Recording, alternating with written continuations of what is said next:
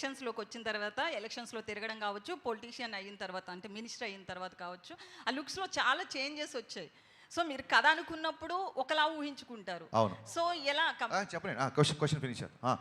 So ఆ షూట్కి సంబంధించింది ఆ క్లిప్స్ ఉంచారా, లేకపోతే మళ్ళీ రీషూట్ చేశారా, ఎట్లా? ఇప్పుడు మీరు ట్రైలర్లో చూస్తే రేపు పొద్దున సినిమాలు చూసినా ఒక 2 years బ్యాక్ షార్ట్స్ కొన్ని ఉంటాయి, ఇప్పుడు కొన్ని ఉంటాయి. మీరు చూడండి, షార్ట్ టు షార్ట్ పాజ్ చేసి చూడండి, ఎక్కడ లుక్ డిఫరెన్స్ ఉందో చెప్పండి. ఒకవేళ లుక్ డిఫరెన్స్ ఉన్నా సరే కొంచెం దాన్ని ఏమంటారు, అక్కడ పవన్ కళ్యాణ్ కనపడతారు, ఇక్కడ పవన్ కళ్యాణ్ కనపడతారు. అదేంటి 2 years బ్యాక్ పవన్ కళ్యాణ్ ఇప్పుడు హీరో మారిపోయాడు ఏంటి అనేంత లుక్ అయితే ఉండదు. లెటస్సే లుక్ మారింది అని ఆడియన్స్ కూడా అర్థమైంది అనుకోండి. మా వాళ్ళు అందరూ ఎలా ఉంటారంటే, మరి అంతే కదా, ఆయన బిజీగా ఉన్నారు కదా, ఎలక్షన్ ముందు స్టార్ట్ చేశారు, మారితే లుక్ మారుద్ది అనుకుంటారు. వాళ్ళు కూడా అడ్జస్ట్ అయిపోతారు. ఓకే, అయితే తమన్ గారికి చెప్పండి. సేమ్ థింగ్, మీరు లుక్ ఐడెంటిఫై చేయలేరు మీరు ట్రైలర్లో చూడండి. ఎందుకంటే మీ షార్ట్ ఫర్ 10 days మీరు చూసి ఆ 10 days ఏదని మీ డిఫరెన్స్ లేదు. ఎందుకంటే చాలా నెగ్లిజిబుల్ డిఫరెన్స్ లేదు.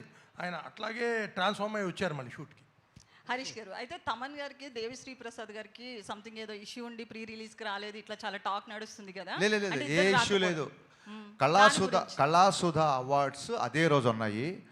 పిబి శ్రీనివాస్ గారు అని ఘంటసాల సమకాలీనికులు, పిబి శ్రీనివాస్ గారు అని చాలా గొప్ప సింగర్.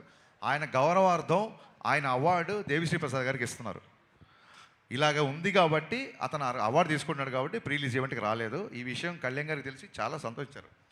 దేవి వస్తున్నాడని అడిగారు ఆయన. సార్ ఇట్లా కళాసుధ పిబి శ్రీనివాస్ గారు మరి ఆ అవార్డు తీసుకోకపోతే ఎలాగా అని చెప్పి కళ్యాణ్ గారు కూడా ఆ విషయాన్ని చాలా అభినందించారు.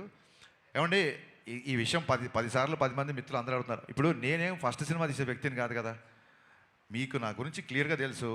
నాకు ఒక వ్యక్తితో పడకపోతే నేను దాచుకొని ప్రశాంతంగా పడుకోగలుగుతానా? మీరు చెప్పండి, మీరే చెప్పండి. నేను ప్రశాంతంగా పడుకోగలుగుతానా? కాదు, సహించే నక్షత్రం అన్నారు కదండి ఇప్పుడే. అది ఈ మధ్య నేర్చుకోవాల్సి వచ్చింది. చూడండి, పోకిర్లో సత్యం రాజేష్ డైలాగ్ ఉంటుంది, అప్పుడప్పుడు ఫ్రెండ్షిప్లో 50,000 అప్పివ్వాల్సి వస్తుంది. అలాగా అంటే మెచ్యూరిటీ అనేది టైంని బట్టి వస్తుంది కదండి. దాంతో కొంచెం సహించడం కూడా ప్రాక్టీస్ చేసిన. అలాగే శ్రమించడం ఎలాగ ఉంది కదా అని. ఇంకోటి, సహించే రైమింగ్లో ఉన్నాయి కానీ సహించడం అనేది ఉంటుందంటారా? హరీష్ గారు